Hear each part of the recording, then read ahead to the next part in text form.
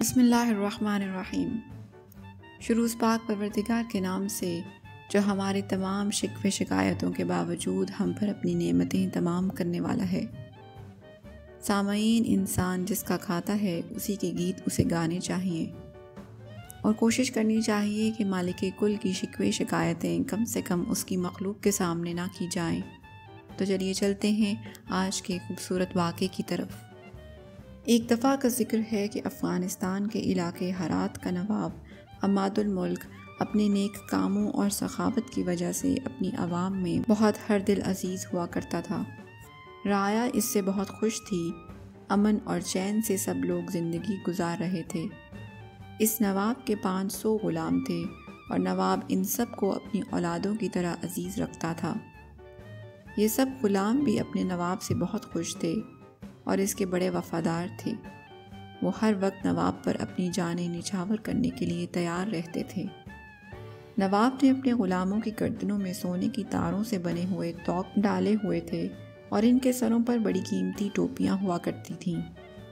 ان غلاموں کا لباس ریشم اور اطلس سے تیار کیا جاتا تھا اور ان کے کمر بند بھی سونے کے بنے ہوئے تھے۔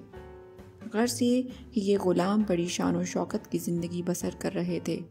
ایک مرتبہ یہ غلام اپنی اسی شان و شوکت سے بازار میں چلے جا رہے تھے کہ ایک ننگ دھڑنگ شخص جس کے بدن پر خالی لنگوٹی ہی بندھی ہوئی تھی ان کو دیکھ کر رک گیا۔ وہ غلاموں کو اس قدر شاندار زندگی گزارتے دیکھ کر بہت حیران ہوا۔ اس نے آسمان کی طرف منہ اٹھایا اور شکوہ کرتے ہوئے بولا کہ اے اللہ، میرے جسم پہ تو نہ کپڑا ہے نہ کھانے کو کچھ ملتا ہے، عجب تنگی کے دن گزار رہا ہوں۔ تو میرا پروردگار ہے، ذرا عماد الملک سے بندہ پروری سیکھ لے۔ یہ کہہ کر وہ آنسو بہاتا ہوا ایک طرف چل پڑا۔ اس بات کو کافی عرصہ بیت گیا۔ خدا کی قدرت کہ عماد الملک کا زوال شروع ہو گیا۔ بادشاہ نے کسی بات سے ناراض ہو کر عماد کو جیل میں ڈال دیا اور اس کے غلاموں کو بھی اس کے ساتھ قید کر دیا۔ اس بادشاہ کو دراصل عماد الملک پر شک تھا کہ اس نے بہت بڑا خزانہ کہیں چھپا رکھا ہے اور وہ اس خزانے کو حاصل کرنا چاہتا ہے۔ بادشاہ نے اس نواب عماد الملک سے بہت پوچھ گچھ کی مگر کچھ نتیجہ نہ نکلا۔ پھر اس نے غلاموں سے پوچھا مگر وہ بھی کچھ بتانے پر راضی نہ ہوئے۔ آخر تنگ آ کر بادشاہ نے ان غلاموں پر ظلم و تشدد کی انتہا کر دی۔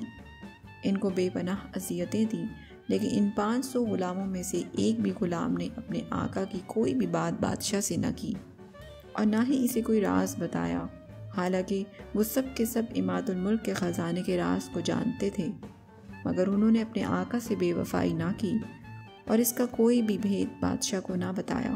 اس شخص نے بھی جس نے کبھی خدا تعالیٰ سے شکوہ کیا تھا، ان غلاموں پر ہونے والے مظالم دیکھے۔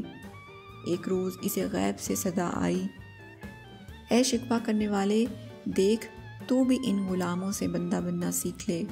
دیکھ یہ بے انتہا مظالم اور تکلیفیں برداشت کر کبھی ثابت قدم رہے ہیں اور اپنے آقا کو بھولے نہیں، ان سے غداری نہیں کر رہے، اور ایک تم ہو کہ معمولی سی تکلیف آئی تو اللہ تعالیٰ سے شکوے اور شکایات شروع کر دیے۔ اگر کوئی مصیبت آئے تو کتنی بے باکی سے کہہ دیتے ہو کہ اے اللہ، عماد الملک سے بندہ پروری سیکھ، لیکن اے شخص تو پہلے عماد الملک کے غلاموں سے بندہ بننا تو سیکھ لے۔ اس قصے سے ہمیں یہ سبق ملا کہ زندگی میں اتار اور چڑھاؤ ضرور آتے ہیں، تو ہمیں چاہیے کہ جب ہم پر اچھا وقت ہو تو اللہ کا شکر ادا کریں اور جب برا وقت آ جائے تو اس کو صبر سے گزار لیں۔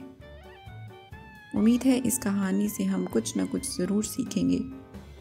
اپنا بہت خیال رکھیے اور ہمیں دعاؤں میں یاد رکھیے۔